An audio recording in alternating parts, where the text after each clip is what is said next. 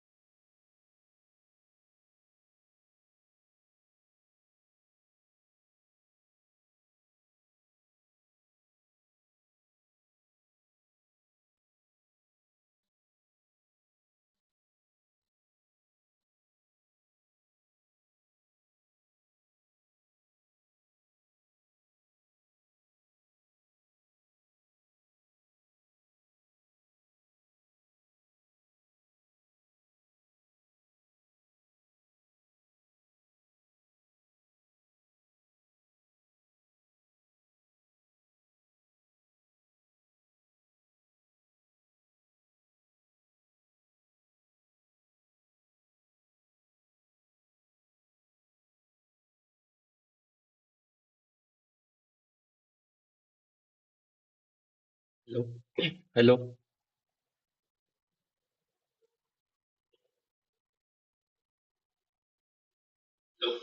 Hello.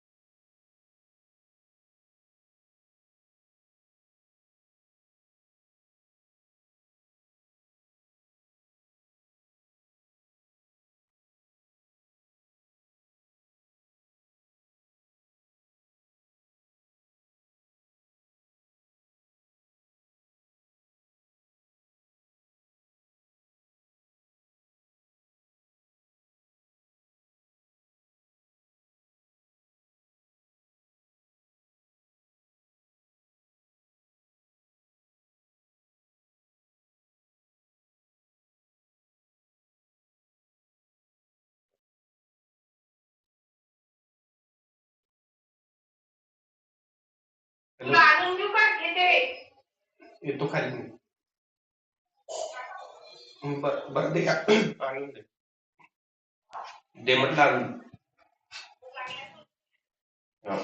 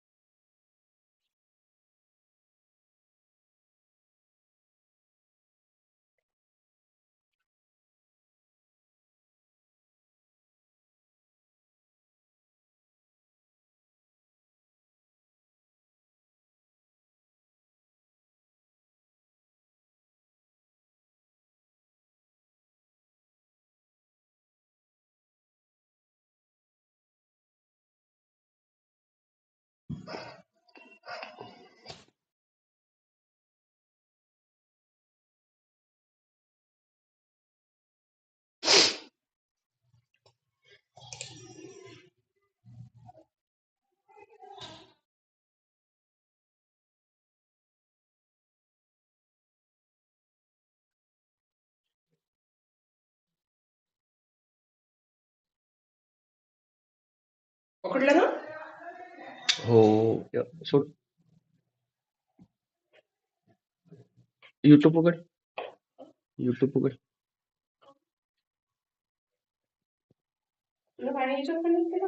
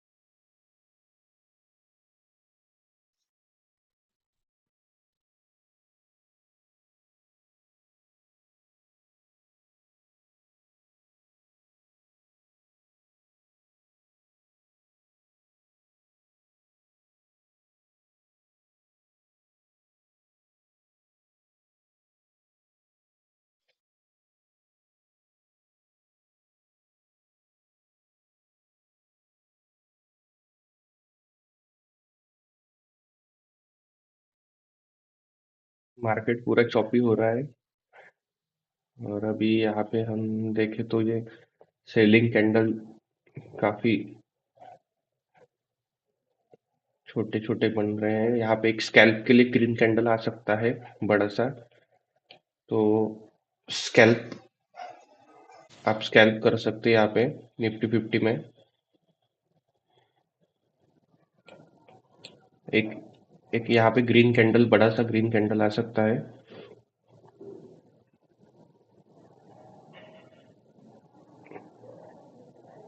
आप अगर देखेंगे तो एक दो तीन चार, चार रेड कैंडल।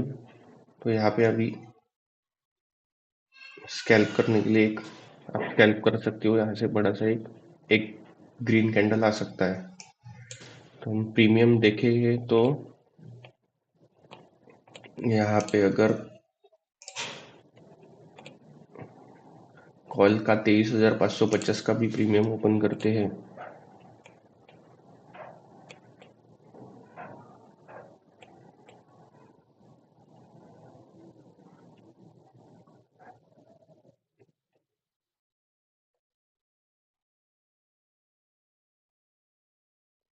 अगर ये कैंडल ईएमए के ऊपर क्लोज हुई तो यहाँ पे देख सकते हैं हम एक ग्रीन कैंडल का फॉर्मेशन होगा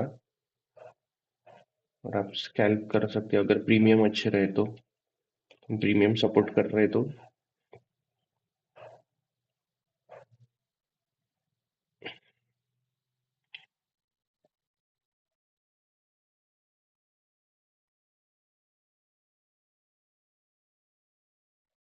अगर ये नीचे में क्लोज हुई तो स्कैल्प मत करना।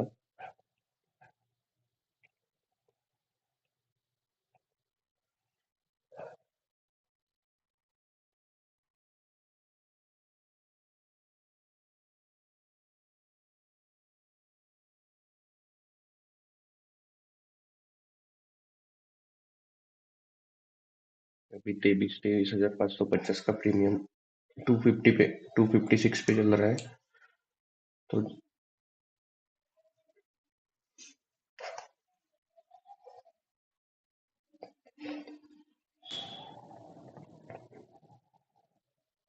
और यहाँ पे अपन ओवर डेटा भी देखते देखते हैं तो 23,550 पे 23 लाख है। पुट राइटर तो सेम ही है।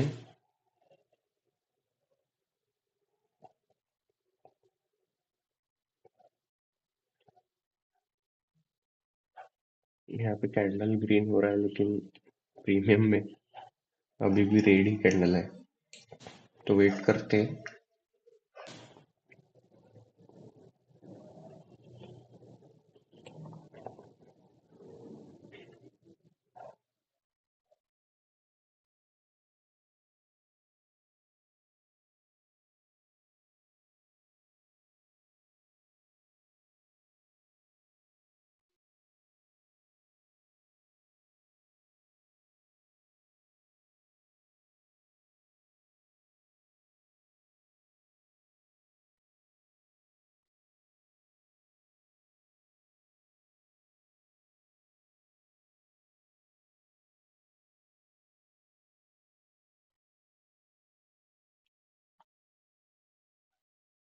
देखे तो ऊपर से रिजेक्शन आ रहा है 23,600 में, कॉल रेटिंग ज्यादा है।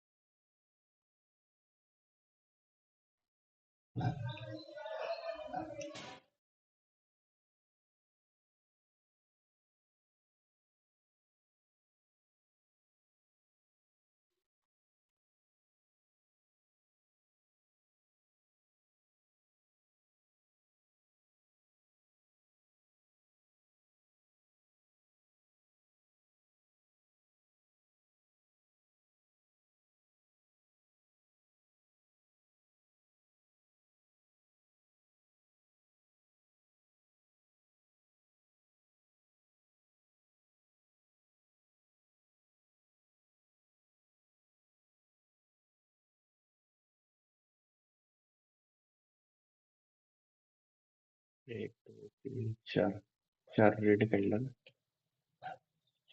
तो एक ग्रीन कैंडल को कवर करने के लिए चार रेड कैंडल।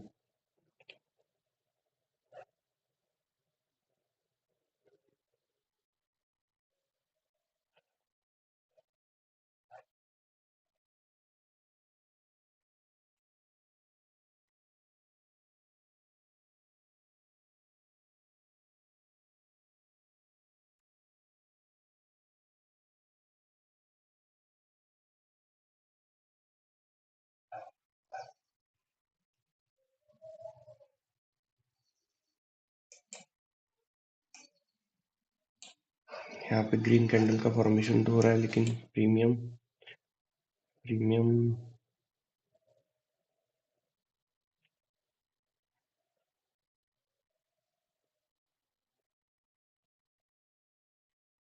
देखो प्रीमियम भी सपोर्ट कर रहा है और हमारा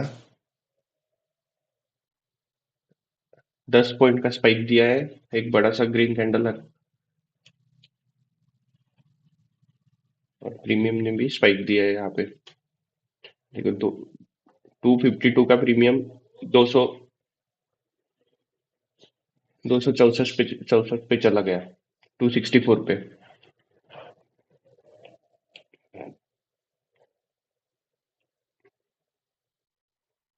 वो प्रीमियम अभी 266 चला गया है, तो हमारा यहाँ पे स्कैल्प डन होता है। क्योंकि ऊपर से रिजेक्शन आ रहा है, तो ज्यादा देर होल्ड नहीं कर सकते। ये प्रीमियम अभी फट गया, 275 पे चला गया। 252 का प्रीमियम 275 पे चला गया है।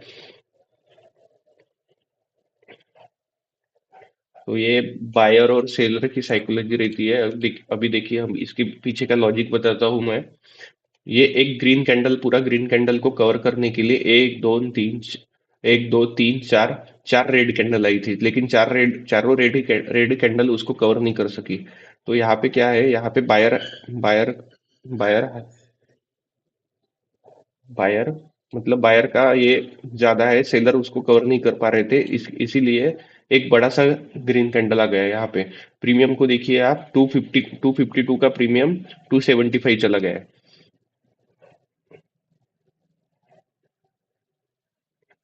तो यहाँ पे स्कैल्प अभी जिन मतलब यहाँ पे खत्म कर सकते हैं उसको। 25 पॉइंट निफ्टी में मिल गया है, अगर आप 23,550 का कॉल लेते हैं तो।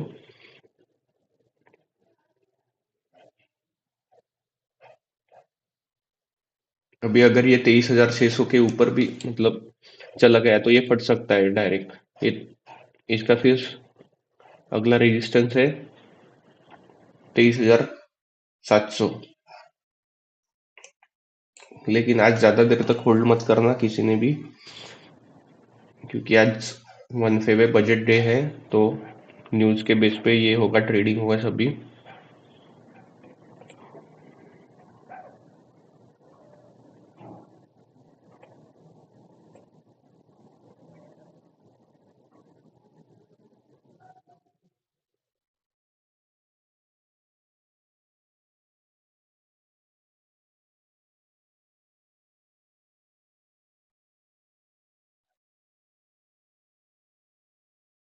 यहाँ पे ट्रेड इसका हाई भी ये करते, तो 6 पॉइंट का 23 पॉइंट का टारगेट।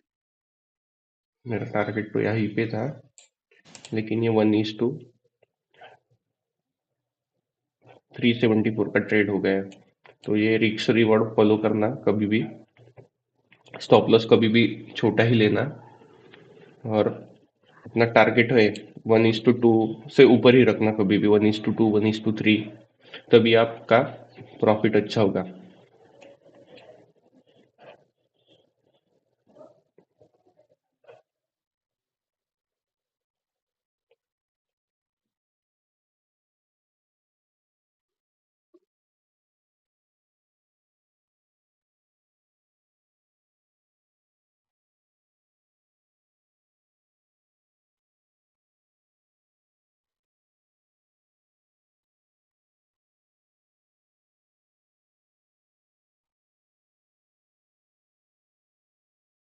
23,600 से रिजेक्शन ले सकता है, क्योंकि 23,600 पे कॉल राइटिंग हुई है अच्छी।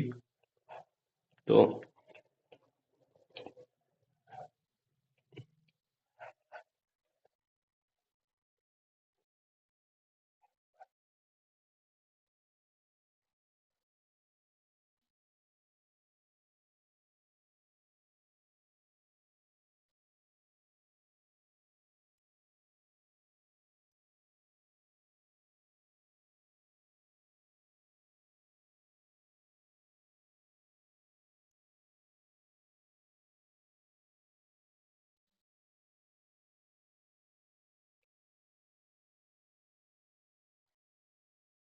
सेंसेक्स में भी सेम ही था। यहाँ पे ईएमए पे अच्छा एक हैमर बनाया था, तो वही स्कैल्प सेंसेक्स में भी हो सकता था, सेम निफ्टी के समान।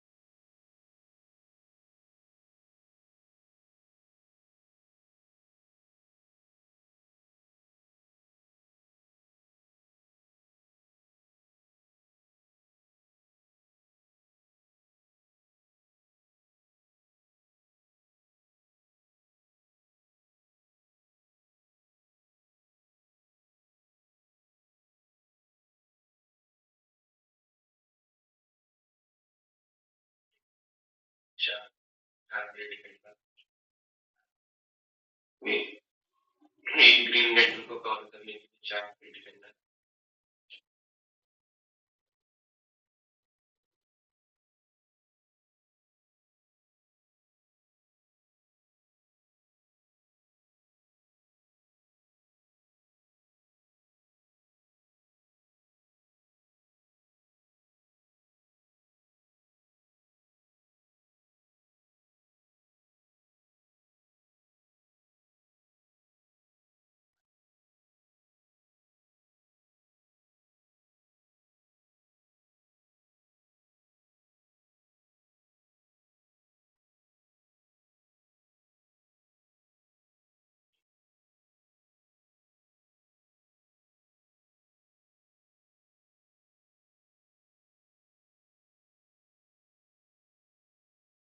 प्रीमियम भी सपोर्ट कर रहा है और हमारा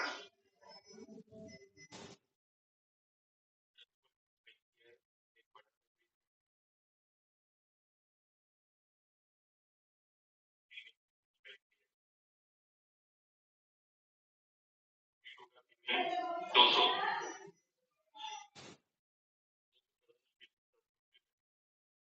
पे।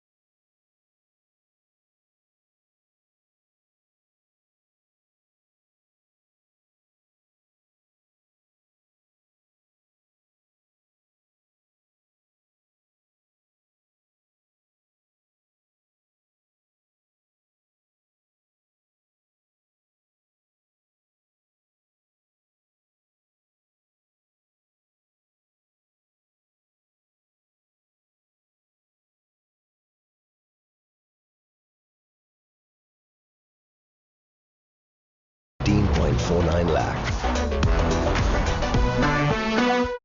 Tax code started, I think, in Arun Jaitley's second budget, there was a mention of it. The direct tax code itself is a feel-good factor, but I think what is necessary is that to recognize is that in India, we have a very strong consensus among the political parties for weak reforms. So all the reforms which upset an entrenched vested class, that reform doesn't get done. So, I mean, take agriculture is India's largest private sector, and it is still under license Raj because, whether you grow anything can be, the government can impose restrictions on import, exports, whatever. No, but let's be fair. Okay. This government tried. To be fair to the Narendra Modi government, this government tried to bring in those farm laws. Questions could be raised about the manner in which they were sought to be pushed through, and that's part of the problem. How do you build consensus in India? How do you get every state on board? We've got R. Mukundan joining us, Managing Director and Chief Executive at Tata Chemicals, also Vice President this year of CII. Mr. Mukundan, welcome. Your thoughts in terms of your expectations, just a few minutes to go before Finance Minister Sitharaman starts speaking on what she should be trying to do to try and get the economy to grow faster than 7%, which is the bare minimum. We need to grow at 8% plus in terms of real GDP numbers to be able to achieve our target of being a Viksit Bharat by 2047. What can the Finance Minister do to spur growth?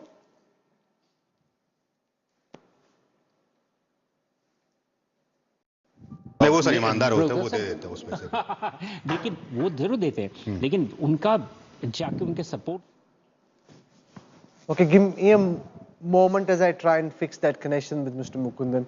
But that really is the central question. Shankar Iyer, the fact that the Chief Economic Advisor, he's there in those images right outside Parliament, he's predicting growth between 6.3 to 6. What I can't understand is why are we assuming that this is the rate at which we'll grow next year and not trying to push for harder and more? So I think some of it is recognition of the geopolitical challenges, and some of it, I think, is the despondency in the system about the drift of reforms.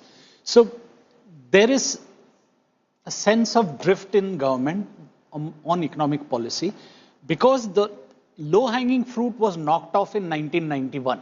And then we have had subsequent crises. The FDI opening up was after the sanctions of Pokhran test.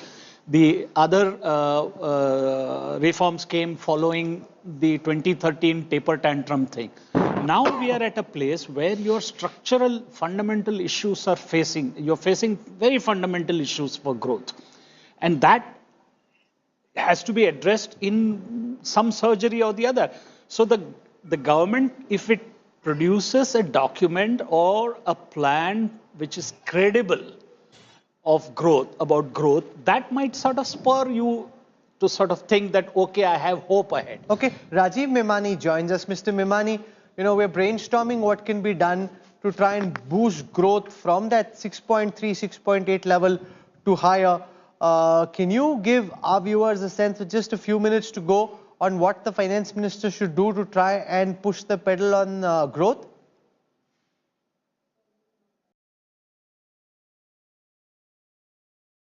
Okay, I have an audio connection issue with that. Just a couple of minutes left before Rajdeep, the budget speech really starts. And we've just heard from the Prime Minister's office that there's he had a briefing. During the cabinet briefing, he's talking about, how this budget is going to be pro-farmers, pro-poor, pro-females and pro-the youth. Those, he says, are his key expectations. That's the message he's given in that cabinet briefing. Every Prime Minister says it. Which class is he left out? If I've put middle class, I've put poor, I've put all the key. But I saw what their Aam Aadmi budget.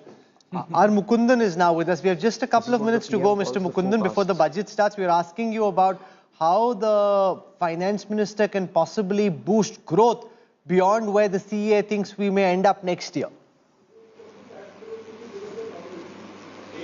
I think the key issue which we have to address is to look at the 60% of our economy, which is consumption, and 11 is investment. How do you link the two?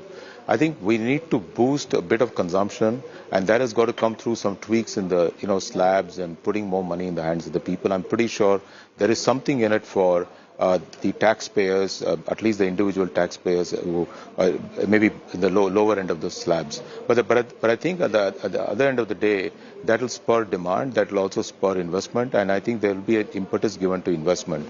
In terms of the various other allocations which are done in budget in terms of boosting the productivity in various sectors, I think the CA has laid out sectorally what needs to happen in agriculture, what needs to happen in manufacturing, and what needs to happen in service sector. I think there will be something in it for each one of them. In addition to that, he's also highlighted we have to go sector by sector, and many of the action needs to be done at the state level. For example, in manufacturing, he has taken the example of Tamil Nadu and footwear industry, what they have done to spur the investment in that sector. So I think the solution is going to be the big picture, some thrust in consumption, some thrust in investment, coupled with some reforms which will be carried on not just in 1 year but over a course of next 3-4 years. We have also been highlighting that we need to look at jobs, skills and MSME together as one big, let's say, holistic picture, because MSMEs create jobs and jobs need skilled people, and I think we need to look at this in one single way, and I think there'll be something for MSME, something for skilling, and that will spur the momentum towards jobs and also towards more higher paying jobs. That really probably is going to be the framework of the budget. This budget is going to be the next step in moving forward towards Viksit Bharat. Rajiv Memani joins us. He heads up Ernst & Young in India as the president designate this year of CII. Mr. Memani, the gap between the chief economic advisor's prediction for growth next year and what we need to be Viksit Bharat by 2047, which is 8% real GDP growth. What do you think the finance minister should really say in a couple of minutes from now to try and bridge that gap? Yeah, I would say that's a longer term, not all of that gets covered in the budget, but Rahul, I do hope it's a pro-growth budget, which means a very clear laid out, greater thrust on some strategic areas for expenditure, including capex and other things. Some space created for, in terms of personal tax relief, especially for lower to middle income people, to spur consumption. More aggressive path on disinvestment so that it gives the capital, so the fiscal glide path is maintained, but it gives the capital to allocate towards capex and also to provide some relief which will lead to consumption. And also a very well laid out path on some strategic areas of reforms, whether it is for production linked incentives for the labor intensive industries, things on skilling which are very important, agriculture and sustainability. I think a lot of the longer term pieces will come through if we are able to execute on the reforms and the initiatives that are laid out in the budget. So we'll come back, Mr. Memani, for more after the budget speech is over. Om Birla, Rajdeep just walking in. Finance Minister Sitharaman in a few seconds will start presenting her budget. That's right, 8th consecutive budget. We can go back in time to finance ministers over the years who presented more than half a dozen budgets and their names stand out. The likes of Morarji Desai, Yashwant Sinha, P. Chidambaram are the three that stand out, and Nirmala Sitharaman is in that constellation, presenting her 8th consecutive budget. Expect the opposition to make the odd noise, but by and large, it should be relatively peaceful. And Rajiv Memani at Ernst & Young was speaking about disinvestment. It will be interesting to see if the finance minister talks about that in the budget. It's not been a priority for a couple of years, but if the PM is serious about, getting out of the way, government having no business with being in business, we'll find out soon enough if they'll walk the talk.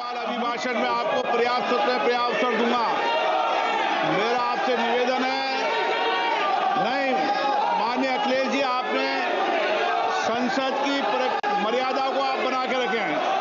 कभी budget भाषण के अंदर इस तरीके का नहीं हुआ। ये उचित नहीं है, ये उचित नहीं है। अखिलेश जी प्लीज, मैं आपको मौका दूंगा राज्यपाल अभिभाषण पे, प्लीज। नो, ये तरीका ठीक नहीं है।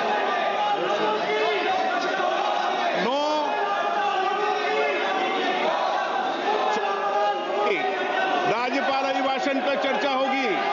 9 तरीका। Honorable Speaker, I present the budget for 25-26. This budget government's efforts to A. Accelerate growth, B. Secure inclusive development, C. Invigorate private sector investments, D. Uplift household sentiments, and E. Enhance spending power of India's rising middle class. Together, we embark on a journey to unlock our nation's tremendous potential for greater prosperity and global positioning under the leadership of Honorable Prime Minister Shri Narendra Modi. As we complete the first quarter of the 21st century, continuing geopolitical headwinds suggest lower global economic growth over the medium term. However, our aspiration for a Vikasit Bharat inspires us, and the transformative work we have done during our government's first 2 terms guides us to march forward resolutely. Our economy is the fastest growing among all major economies. Our development track record for the past 10 years and structural reforms have drawn global attention. Confidence in India's capability and potential has only grown in this period. We see the next 5 years as a unique opportunity to realize Sabka Vikas, stimulating balanced growth of all regions. The great Telugu poet and playwright Gurujada Apparao had said, "Deshamante matti kadoy, deshamante manushuloy," meaning a country is not just its soil, a country is its people. In line with this, for us, Vikasit Bharat encompasses zero poverty, 100% quality good school education, access to high quality, affordable and comprehensive health care, 100% skilled labor with meaningful employment, 70% women in economic activities, and farmers making our country the food basket of the world. In this budget, the proposed development measures span 10 broad areas, focusing on Garib, Youth, Annadata, and Nari, spurring agricultural growth and productivity, building rural prosperity and resilience, taking everyone together on an inclusive growth path, boosting manufacturing and furthering Make in India, supporting MSMEs, enabling employment-led development, investing in people, economy, and innovation, securing energy supplies, promoting exports, and nurturing innovation. For this journey of development, our 4 powerful engines are agriculture, MSME, investments, and exports. The fuel, our reforms, our guiding spirit, inclusivity, and the destination, Vikasit Bharat. This budget aims to initiate transformative reforms across 6 domains. During the first 5 years, these will augment our growth potential and global competitiveness.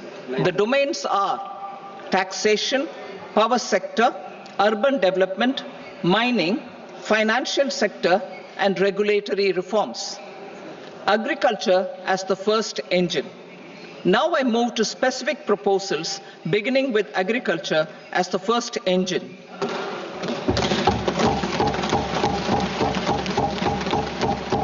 Prime Minister Dhan Dhanya Krishi Yojana, developing agri-districts program. Motivated by the success of the aspirational district program, our government will undertake a Prime Minister Dhan Dhanya Krishi Yojana in partnership with states.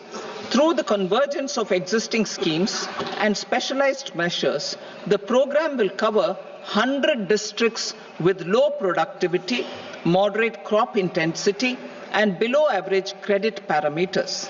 It aims to 1. Enhance agricultural productivity, 2. Adopt crop diversification and sustainable agricultural practices, 3. Augment post-harvest storage at the panchayat and block level, 4. Improve irrigation facilities, and 5. facilitate availability of long-term and short-term credit. This program is likely to help 1.7 crore farmers. Building rural prosperity and resilience. A comprehensive multi-sectoral rural prosperity and resilience program will be launched in partnership with the states. This will address underemployment in agriculture through skilling, investment, technology, and invigorating the rural economy. The goal is to generate ample opportunities in rural areas so that migration is an option but not a necessity. The program will focus on rural women, young farmers, rural youth, marginal and small farmers, and landless families. The details are in Annexure A. Domestic best practices will be incorporated, and appropriate technical and financial assistance will be sought from multilateral development banks. In phase 1, 100 developing agri-districts will be covered. Atmanirbharta in pulses. Our government is implementing the National Mission for Edible Oilseed for achieving Atmanirbharta in edible oils. Our farmers have the capability to grow enough for our needs and more. 10 years ago, we made concerted efforts and succeeded in achieving near self-sufficiency in pulses. Farmers responded to the need by increasing the cultivated area by 50%, and government arranged for procurement and remunerative prices. Since then, with rising incomes and better affordability, our consumption of pulses has increased significantly. Our government will now launch a 6-year mission for Atmanirbharta in pulses with a special focus on tur, urad and masoor. Details are in Annexure B. Central agencies such as NAFED and NCCF will be ready to procure these 3 pulses as much as offered during the next 4 years from farmers who register with these agencies and enter into agreements. Comprehensive program for vegetables and fruits. It is encouraging that our people are increasingly becoming aware of their nutritional needs. It is a sign of a society becoming healthier. With rising income levels, the consumption of vegetables, fruits, and Shri Anna is increasing significantly. A comprehensive program to promote production, efficient supplies, processing, and remunerative prices for farmers will be launched in partnership with the states. Appropriate institutional mechanisms for implementation and participation of farmer producer organizations and cooperatives will be set up. Makhana board in Bihar. For this, there is a special opportunity for the people of Bihar. A Makhana board will be established in the state to improve production, processing, value addition, and marketing of Makhana. The people engaged in these activities will be organized into FPOs.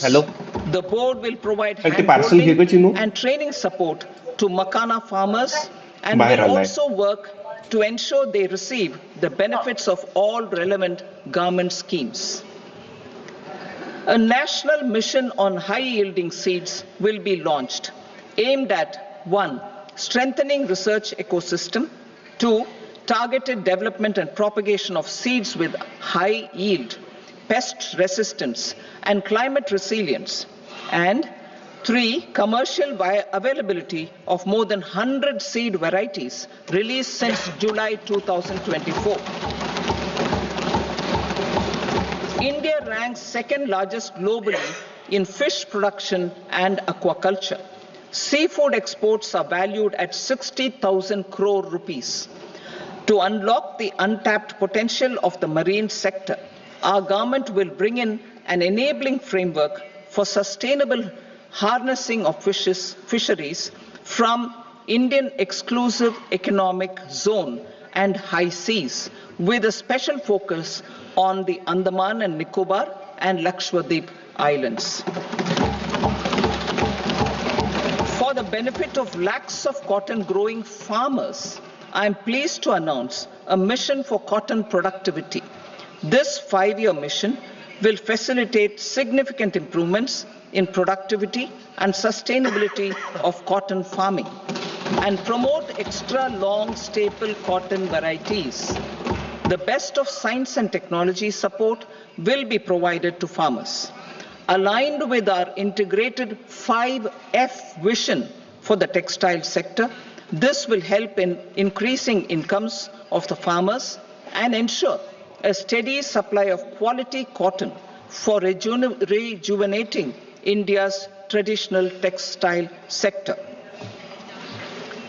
Kisan credit cards facilitate short-term loans for 7.7 crore farmers, fishermen, and dairy farmers. The loan limit under modified interest subvention scheme will be enhanced from 3 lakh rupees to 5 lakh rupees for loans taken through the KCC. For Atmanirbharta in urea production, our government had reopened 3 dormant urea plants in the eastern region. To further augment urea supply, a plant with annual capacity of 12.7 lakh metric tons will be set up at Namrup in Assam.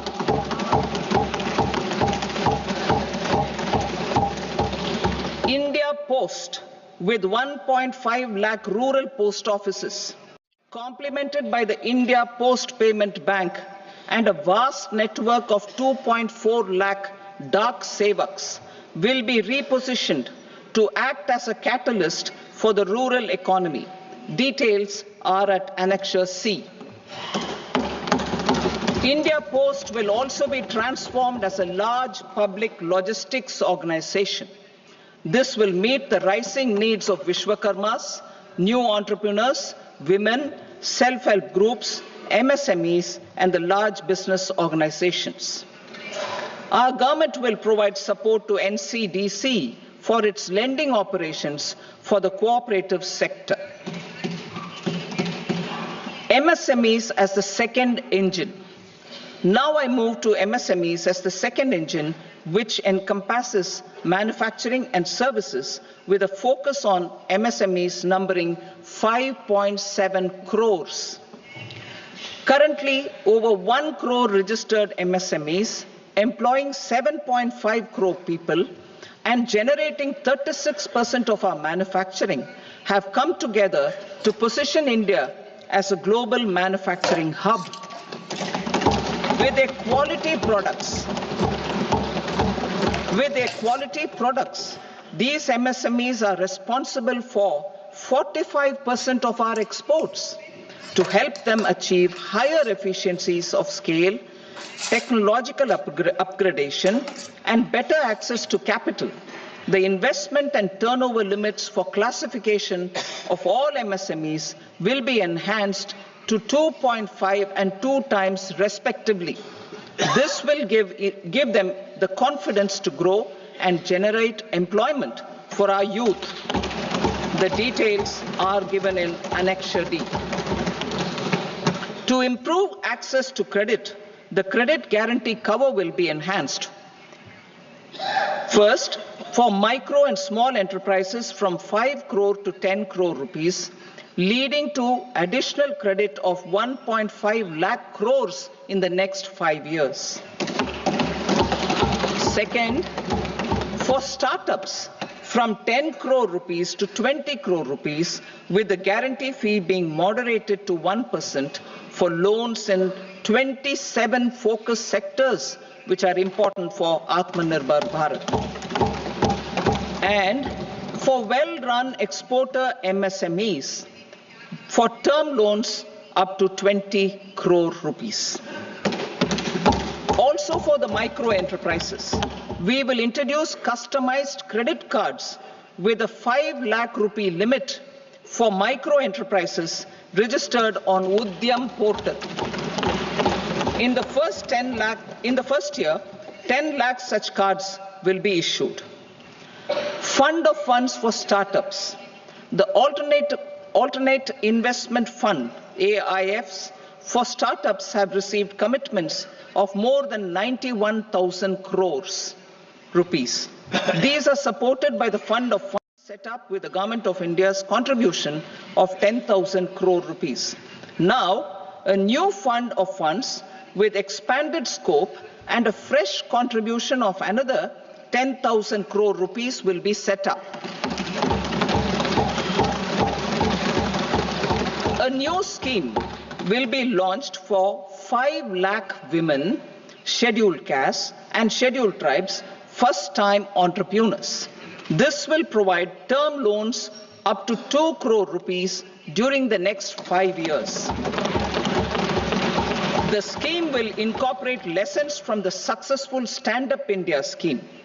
Online capacity building for entrepreneurship and managerial skills will also be organized. Measures for labor-intensive sectors. To promote employment and entrepreneurship opportunities in labor-intensive sectors, our government will undertake specific policy and facilitation measures. To enhance the productivity, quality, and competitiveness of India's footwear and leather sector, a focused product scheme will be implemented. The scheme will support design capacity, component manufacturing, and machinery required for production of non-leather quality footwear, besides the support for leather footwear and products. The scheme is expected to facilitate employment for 22 lakh persons, generate over 4 lakh crore rupees, and exports of over 1.1 lakh crore rupees. Measures for the toys sector. Building on the National Action Plan for Toys, we will implement a scheme to make India a global hub for toys. The scheme will focus on development of clusters, skills, and a manufacturing ecosystem that will create high quality, unique, innovative, and sustainable toys that will represent the Made in India brand. Support for food processing. In line with our commitment towards Purvodaya, we will establish a National Institute of Food Technology, Entrepreneurship and Management in Bihar. The institute will provide a strong fillip to food processing activities in the entire eastern region. This will result in 1. Enhanced income for the farmers through value addition to their produce, and 2. Skilling entrepreneurship and employment opportunities for the youth. Manufacturing mission, furthering Make in India. Our government will set up a national manufacturing mission covering small, medium and large industries for furthering Make in India by providing policy support, execution roadmaps, governance and monitoring framework for central ministries and states. Details are in Annexure E. Given our commitment to climate-friendly development, the mission will also support clean tech manufacturing. This will aim to improve domestic value addition and build our ecosystem for solar PV cells, EV batteries, motors and controllers, electrolyzers, wind turbines, very high voltage transmission equipment and grid scale batteries. Investment as the third engine. Now I move to investment as the third engine, which encompasses investing in people, investing in the economy and investing in innovation.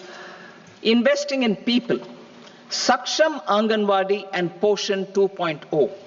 Saksham Anganwadi and Poshan 2.0 program provides nutritional support to more than 8 crore children, 1 crore pregnant women and lactating mothers all over the country, and about 20 lakh adolescent girls in aspirational districts and the Northeast region. The cost norms for these nutritional support will be enhanced appropriately. Atal Tinkering Labs. 50,000 Atal Tinkering Labs will be set up in government schools in the next 5 years to cultivate the spirit of curiosity and innovation and foster a scientific temper among young minds. Broadband connectivity to government secondary schools and PHCs. Broadband connectivity will be provided to all government secondary schools and primary health centers in rural areas under the BharatNet project. Bharatiya Bhasha Pustak Scheme. We propose to implement a Bharatiya Bhasha Pustak scheme to provide digital form Indian language books for schools and for higher education.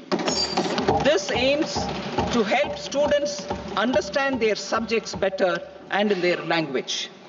National Centers of Excellence for Skilling. The initiative announced in the July 24 budget. 5 national centers of excellence for skilling will be set up with global expertise and partnerships to equip our youth with the skills required for Make for India, Make for the World manufacturing. The partnership will cover curriculum design, training of trainers, and a skills certification framework and periodic reviews. Expansion of capacity in IITs. Total number of students in 23 IITs has increased 100% from 65,000 to 1.35 lakh in the past 10 years.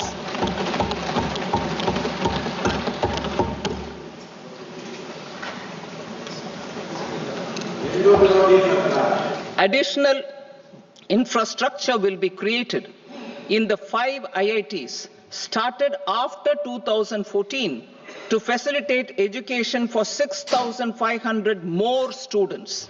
Hostel and other infrastructure capacity at IIT Patna will also be expanded.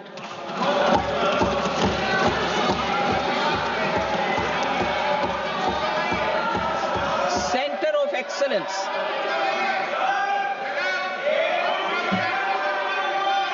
Center of Excellence in AI for Education.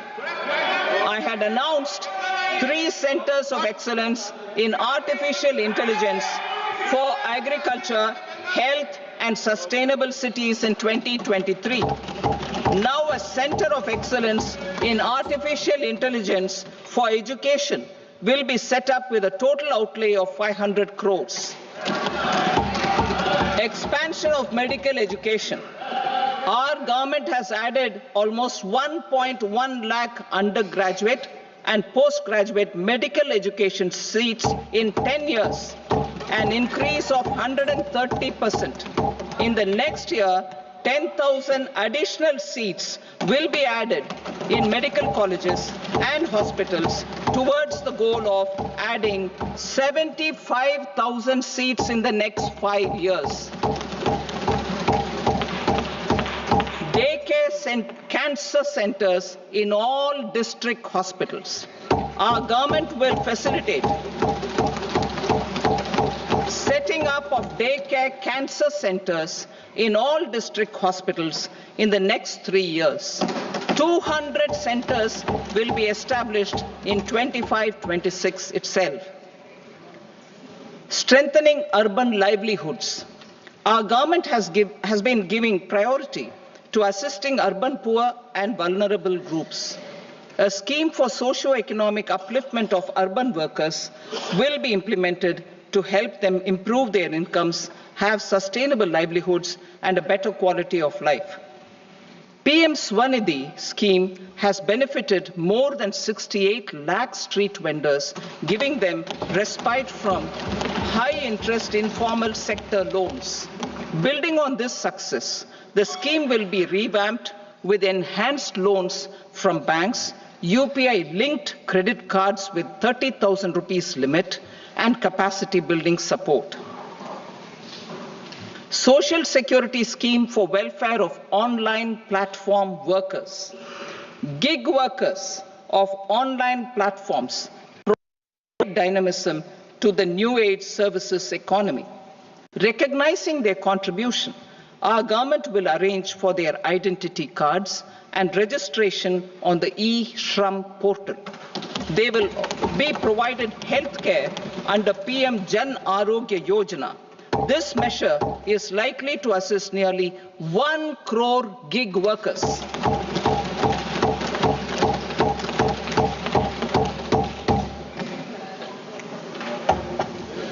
Investing in the economy, public-private partnership in infrastructure.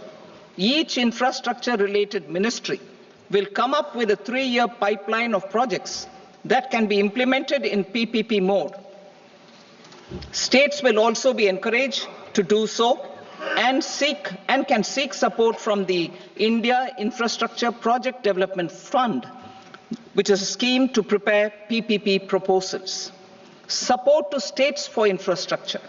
An outlay of 1.5 lakh crore is proposed for the 50-year interest-free loans to states for capital expenditure and incentives for reforms. Building on the success of the first asset monetization plan announced in 2021, the second plan for 2025 to 30 will be launched to plow back capital of 10 lakh crore in new projects. Regulatory and fiscal measures will be fine-tuned to support the plan. Jal Jeevan Mission.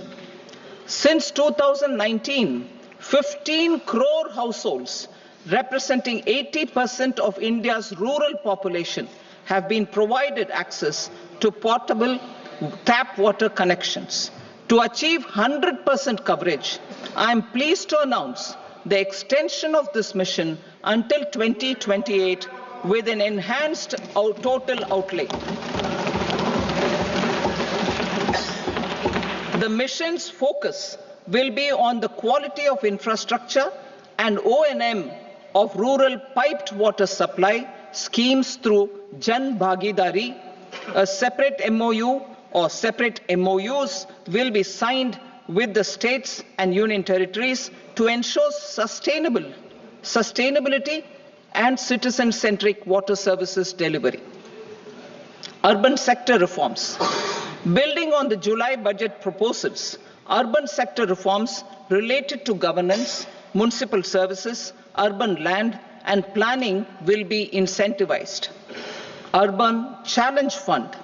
The government will set up an urban challenge fund of 1 lakh crore rupees to implement the proposals for cities as growth hubs, creative redevelopment of cities, and for water and sanitation purposes announced in the July budget. This fund will finance up to 25% of the cost of bankable projects, with a stipulation that at least 50% of the cost is funded from bonds, bank loans, and PPPs. An allocation of 10,000 crore is proposed in 2025-26. Power sector reforms. We will incentivize electricity distribution reforms and augmentation of intrastate transmission capacity by states. This will improve financial health and capacity of electricity companies.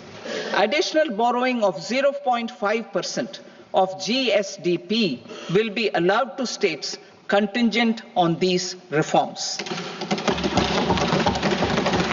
Nuclear energy mission for Vikasit Bharat. Development of at least 100 gigawatt of nuclear energy by 2047 is essential for our energy transition efforts. For an active partnership with the private sector towards this goal, amendments to the Atomic Energy Act and the Civil Liability for Nuclear Damage Act will be taken up.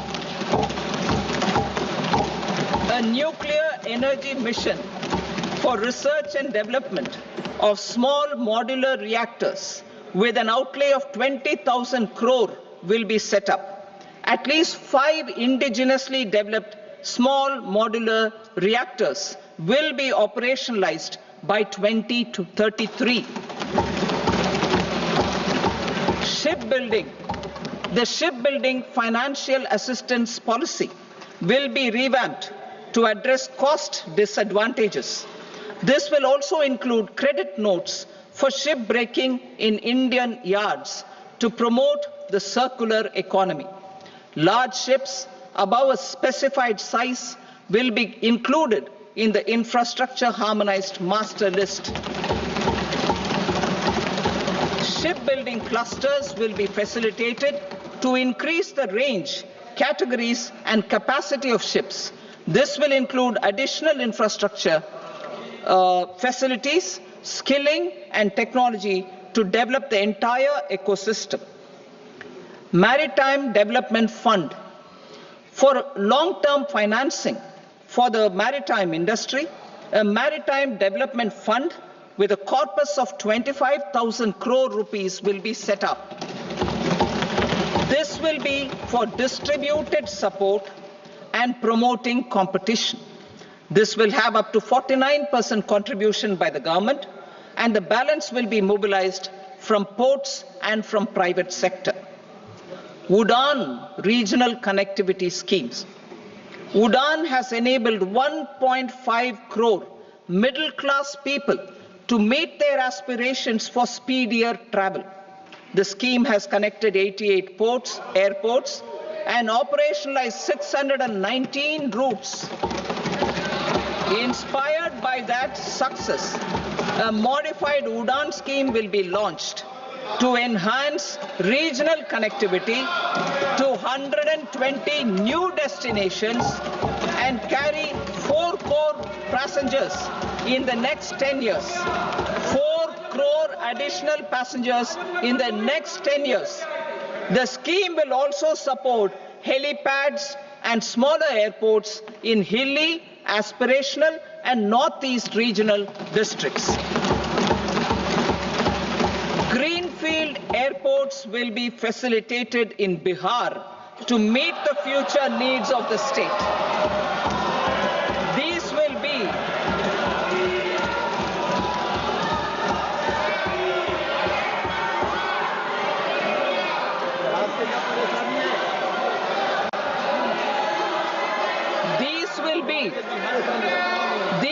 be in addition to the expansion of the capacity of Patna Airport and a brownfield airport in Beta.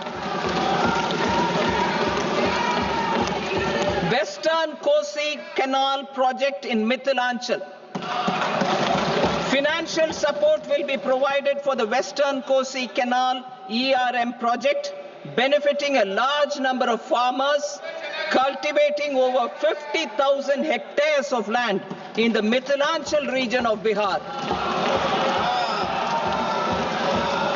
Mining sector reforms, including those for minor minerals, will be encouraged through sharing of best practices and institutions of a state mining index. A policy for recovery of critical minerals from tailings will be brought out. Under the special window for affordable and mid-income housing, SWAMI, 50,000 dwelling units in stressed housing projects have been completed and keys handed over to home buyers. Another 40,000 units will be completed in 2025, further helping middle-class families who were paying EMIs on loans taken for apartments while also paying rent for their current dwellings.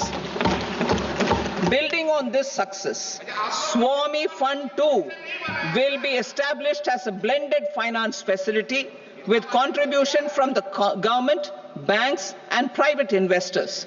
This fund of 15,000 crore rupees will aim for expeditious completion of another 1 lakh units.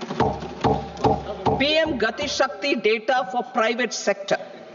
For furthering PPPs and assisting the private sector in project planning, access to relevant data and maps from the PM Gati Shakti portal will be provided.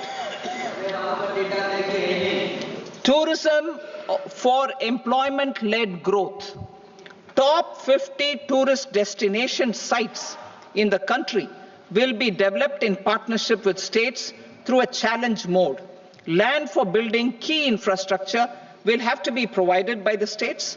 Hotels in these destinations will be included in the infrastructure harmonized list. The following measures will be taken for facilitating employment-led growth. Organizing intensive skill development programs for our youth, including in institutes of hospitality management. Providing mudra loans for homestays. Improving ease of travel and connectivity to tourist destinations. Providing performance-linked incentives to states for effective destination management, including tourist amenities, cleanliness, and marketing efforts.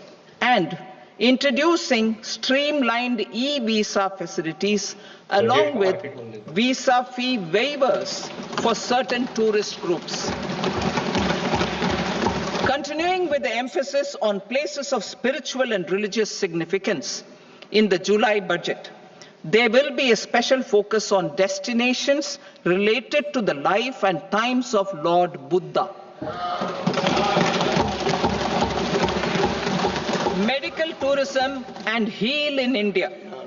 Medical tourism and heal in India will be promoted in partnership with the private sector along with capacity building and easier visa norms. Investing in innovation. To implement private sector driven research, development and innovation initiatives announced in the July budget, I am now allocating 20,000 crore rupees for this purpose. A deep tech fund of funds will also be explored to catalyze the next generation startups as a part of this initiative.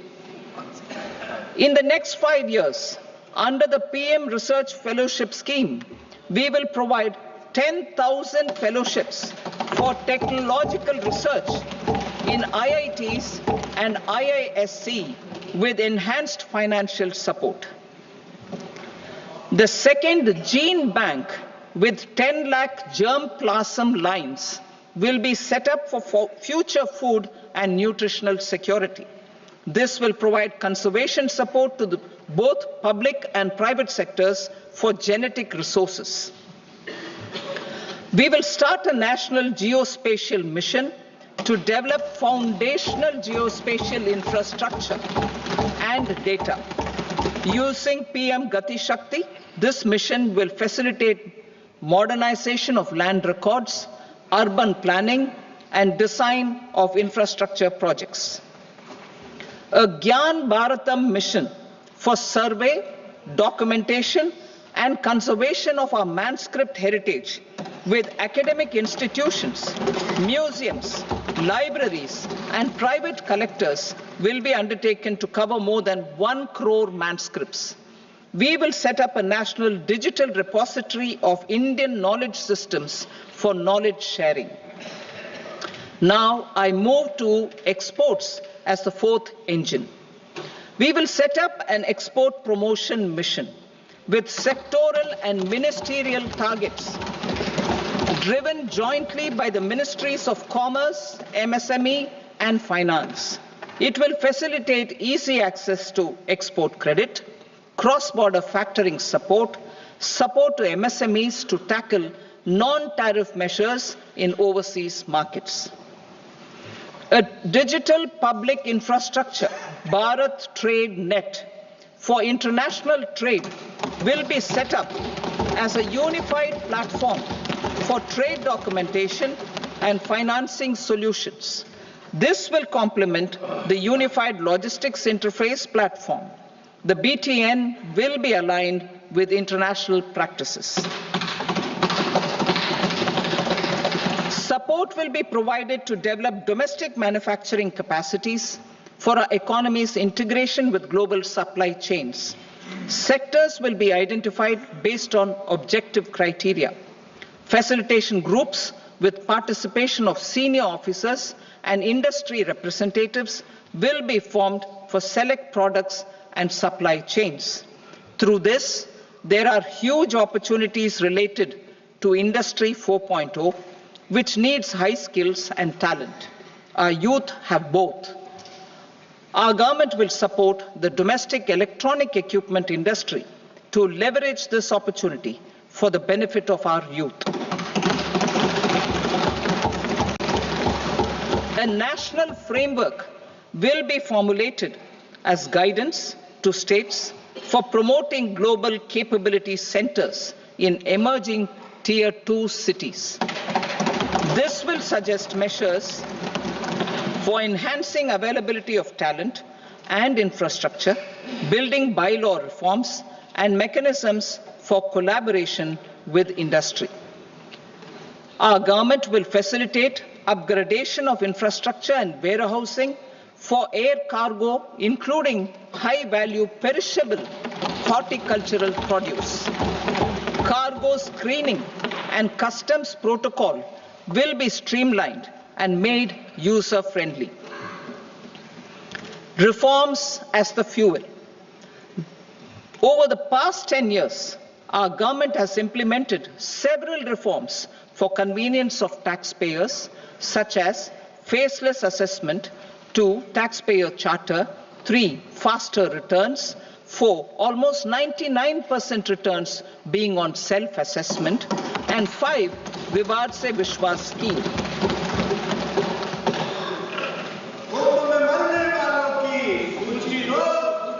Continuing these efforts, I reaffirm the commitment of the Tax Department to trust first, scrutinize later. I also propose to introduce the new income tax bill next week. I will detail the indirect tax reforms and changes in direct taxes in Part B. Financial sector reforms. The FDI limit for the insurance sector will be raised from 74 to 100%. This enhanced limit will be available for those companies which invest the entire premium in India.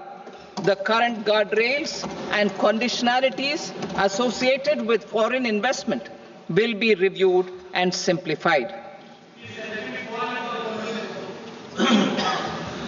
The services of India Post Payment Bank will be deepened and expanded in rural areas.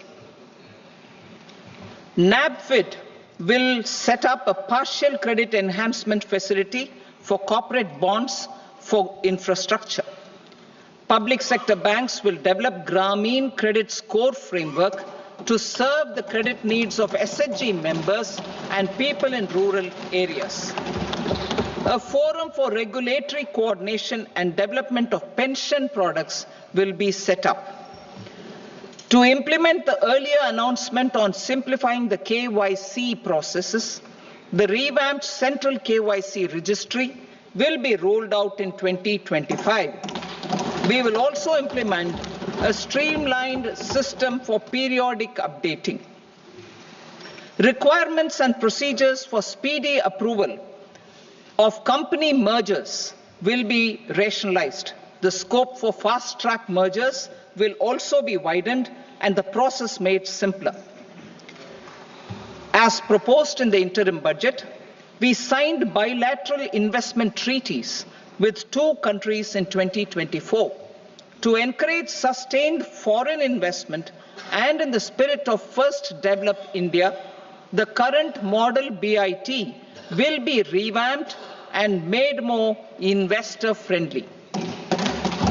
In the last 10 years, in several aspects, including financial and non-financial, our government has demonstrated a steadfast commitment to ease of doing business. We are determined to ensure that our regulations must keep up with technological innovations and global policy developments. A light-touch regulatory framework based on principles and trust will unleash productivity and employment. Through this framework, we will update regulations that were made under old laws. To develop this modern, flexible, people-friendly, and trust-based regulatory framework appropriate for the 21st century, I propose 4 specific measures.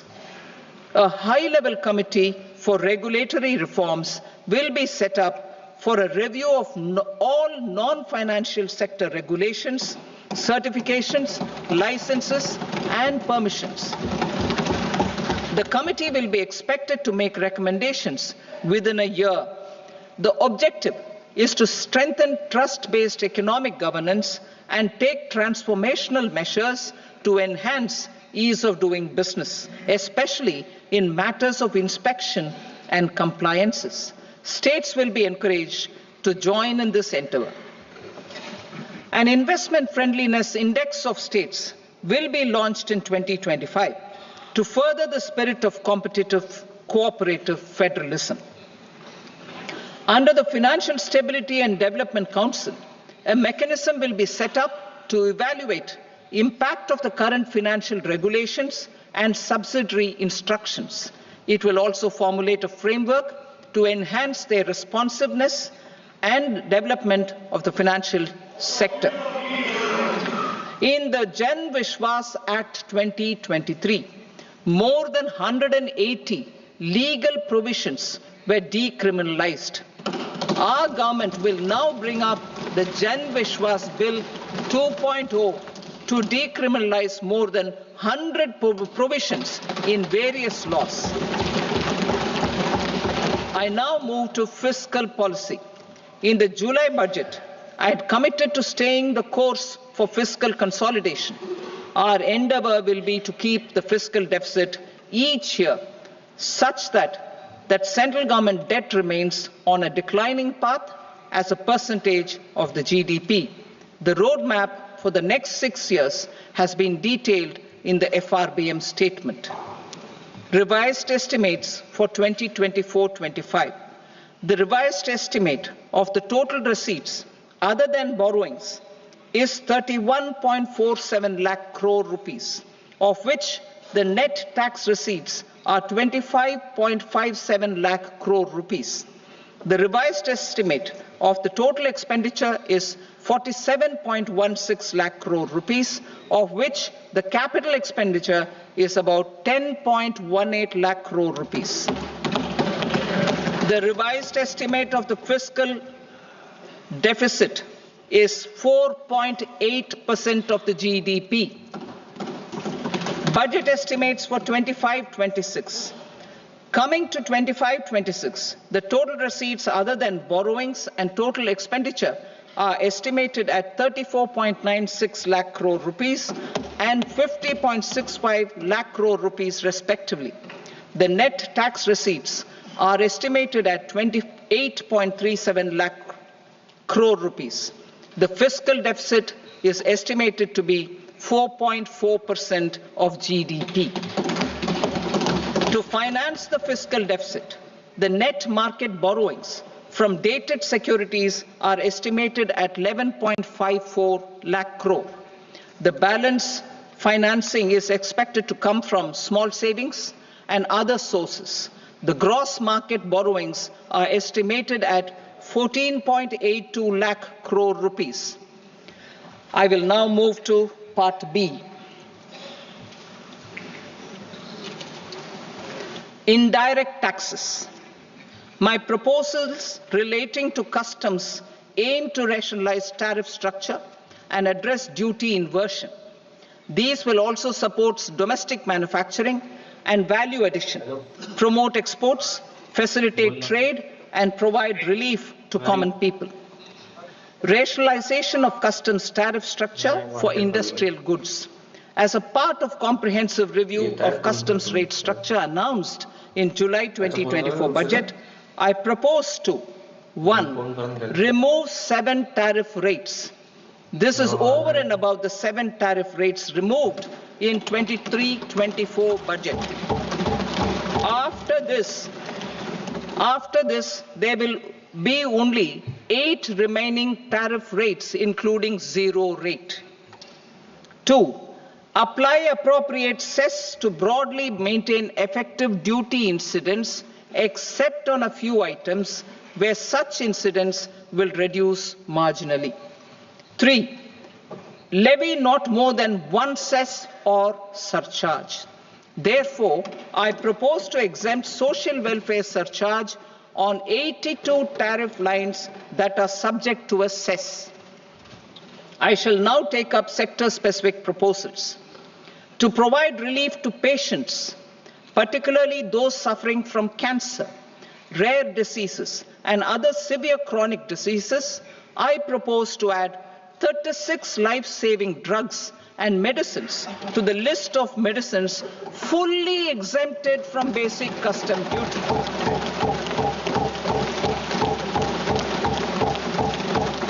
I also propose to add 6 life-saving medicines to the list attracting concessional custom duty of 5%. Full exemption and concessional duty will also respectively apply on the bulk drugs for manufacture of the above. Specified drugs and medicines under patient assistance programs run by the pharmaceutical companies are fully exempt from BCD, provided the medicines are supplied free of cost to the patients. I propose to add 37 more medicines along with 13 new patient assistance programs. Support to domestic manufacturing and value addition. Critical minerals. In the July 2024 budget, I had fully exempted BCD on 25 critical minerals that are not domestically available. I had also reduced BCD of 2 other such minerals to provide a major fillip to their processing, especially by MSMEs. Now, I propose to fully exempt cobalt powder and waste, the scrap of lithium-ion battery, lead, zinc, and 12 more critical minerals. This will help secure their availability for manufacturing in India and promote more jobs for our youth. To promote domestic production of technical textile products such as agro-textiles, medical textiles, and geotextiles at competitive prices, I propose to add 2 more types of shuttle-less looms to the list of fully exempted textile machinery. I also propose to revise the BCD rate on knitted fabrics covered by 9 tariff lines from 10 or 20 to 20% or 115 rupees per kg, whichever is higher. Electronic goods. In line with our Make in India policy and to rectify inverted duty structure, I propose to increase the BCD on interactive flat panel display from 10% to 20% and reduce the BCD to 5% on open cell and other components. In 23-24 budget, for the manufacture of open cells of LCD, LED TVs, I had reduced the BCD on parts of open cells from 5% to 2.5%. To further boost the manufacture of such open cells, the BCD on these parts will now stand exempted. Lithium-ion battery. To the list of exempted capital goods, I propose to add 35 additional capital goods for EV battery manufacturing and 28 additional capital goods for mobile phone battery manufacturing. This will boost domestic manufacture of lithium-ion batteries, both for mobile phones and for electric vehicles. Shipping sector. Considering that shipbuilding has a long gestation period, I propose to continue the exemption of BCD on raw materials, components, consumables, or parts for the manufacture of ships for another 10 years.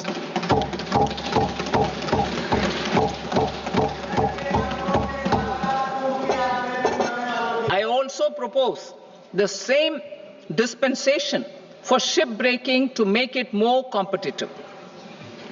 Telecommunication. To prevent classification disputes, I propose to reduce the BCD from 20% to 10% on carrier-grade Ethernet switches to make it at par with non-carrier-grade Ethernet switches. Export promotion. To facilitate exports of handicrafts, I propose to extend the time period for export from 6 months to 1 year, further extendable by another 3 months if required. I also propose to add 9 items to the list of duty-free inputs. Leather sector. I propose to fully exempt BCD on wet blue leather to facilitate imports for domestic value addition and employment. I also propose to exempt crust leather from 20% export duty to facilitate exports by small tanners. Marine products. To enhance India's competitiveness in the global seafood market, I propose to reduce BCD from 30% to 5% on frozen fish paste, surimi, for manufacture and export of its analog products. I also propose to reduce BCD from 15% to 5% on fish hydrolysates for manufacture of fish and shrimp feed. In July 2024 budget, to promote development of domestic MROs for aircraft and ships, I had extended the time limit for export of foreign origin goods that were imported for repairs from 6 months to 1 year and further extendable by 1 year. I now propose to extend the same dispensation for railway goods. Time limit for provisional assessment. Presently, the Customs Act 1962 does not provide any time limit to finalize provisional assessments, leading to uncertainty and cost to trade. As a measure of promoting ease of doing business, I propose to fix a time limit of 2 years, extendable by a year, for finalizing the provisional assessment. I propose to introduce a new provision that will enable importers or exporters, after clearance of goods, to voluntarily declare material facts and pay duty with interest but without penalty. This will incentivize voluntary compliance. However, this will not apply in cases where department has already initiated audit or investigation proceedings. For industry to better plan their imports, I propose to extend the time limit for the end use of imported inputs in the relevant rules from 6 months to 1 year.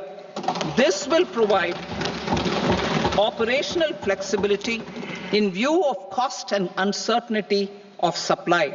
Further, such importers will now have to file only quarterly statements instead of a monthly statement.